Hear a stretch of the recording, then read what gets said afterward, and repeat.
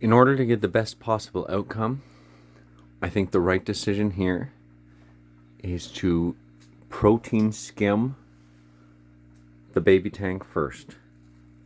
Just a water bottle full, and then put that protein extract in the coconut oil jar because that has the highest protein content anyways. So we'll risk that.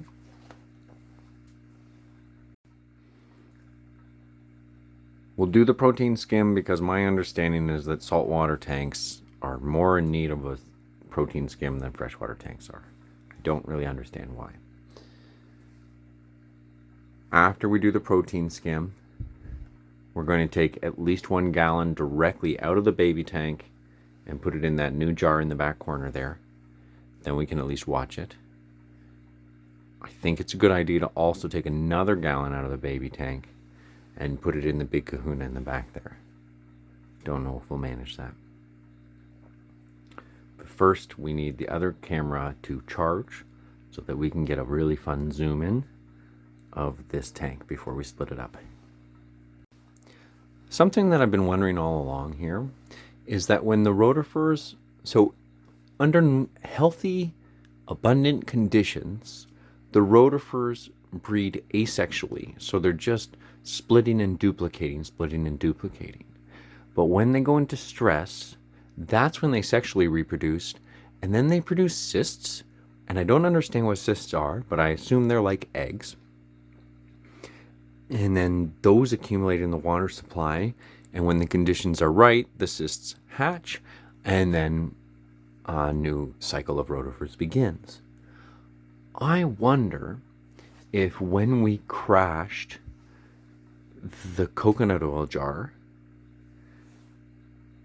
and then poured the contents of the crashed coconut oil jar into this, what we actually did was poured the entire contents of the cysts from the crashed colony into our baby tank, and that's why the baby tank exploded in rotifers so quickly in 10 days. Because I mean, the outcome of that in 10 days, when you consider that we visibly put maybe 100 rotifers in, so yeah, maybe under perfect conditions it could double.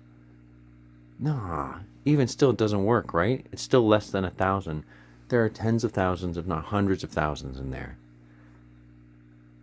Probably not hundreds of thousands, but very, very confidently over 1,000 anyways. Whereas in there was like, you were counting in the dozens, if not hundreds, right?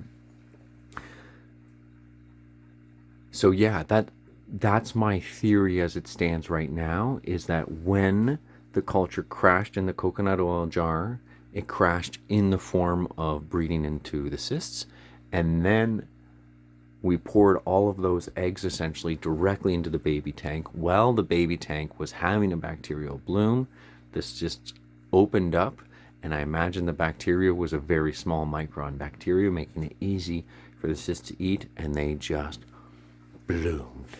And it only takes them 3 days to get to adult size.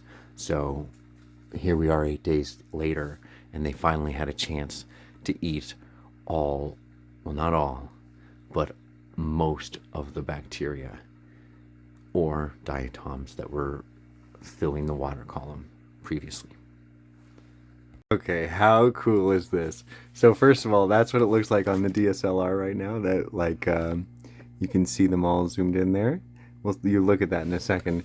But then look at the actual stream of rotifers falling from the central point. So they all swim up to where the flashlight comes out, and then I guess they get too crowded, and then they fall like a stream.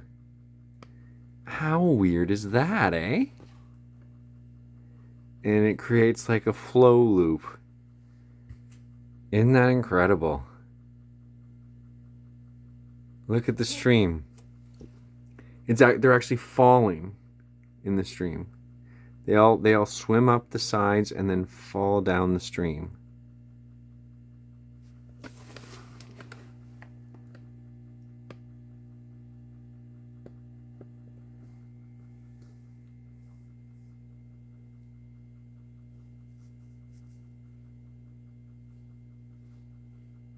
What a strange effect, eh?